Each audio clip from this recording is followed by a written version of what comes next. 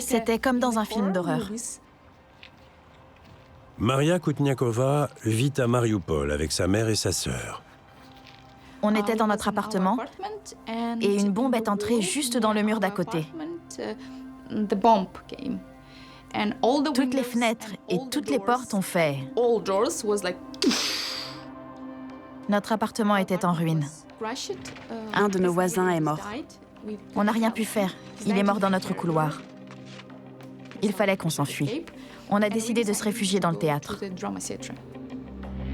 Le théâtre de Marioupol est un bâtiment historique bien connu et les habitants pensent y être à l'abri.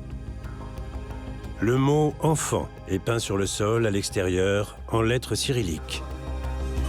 Environ 1200 civils y trouvent refuge. Dans chaque salle, dans la salle de concert, les couloirs, il y avait du monde. Plein de gens partout. Mais on a trouvé de la place au 3e étage. Peu après leur arrivée au théâtre, Maria laisse sa mère et sa sœur sur place pour aller prendre des nouvelles d'un oncle âgé qui vit à côté. Il allait bien, et en revenant, j'étais dans la rue près du théâtre quand j'ai entendu l'avion. Il a largué une bombe près de moi.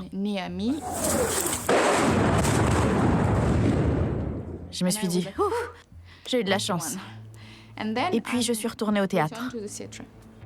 Le monument bien connu de la ville est éventré.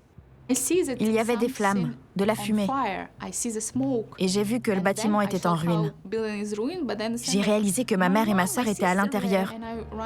J'ai couru dans le hall d'entrée. Il fallait que j'aille au 3e étage. J'ai monté les escaliers. Je suis arrivée là où je les avais laissés, mais il n'y avait plus rien. Que du sang par terre. Je me suis dit que je devais retourner dans la rue et les appeler. Je me suis mise à crier « Koutniakova, Koutniakova !» Et quelqu'un m'a répondu « Masha !» C'est là que j'ai vu ma sœur. Elle était toute sale et elle criait mon nom. J'ai dit « Où est maman ?»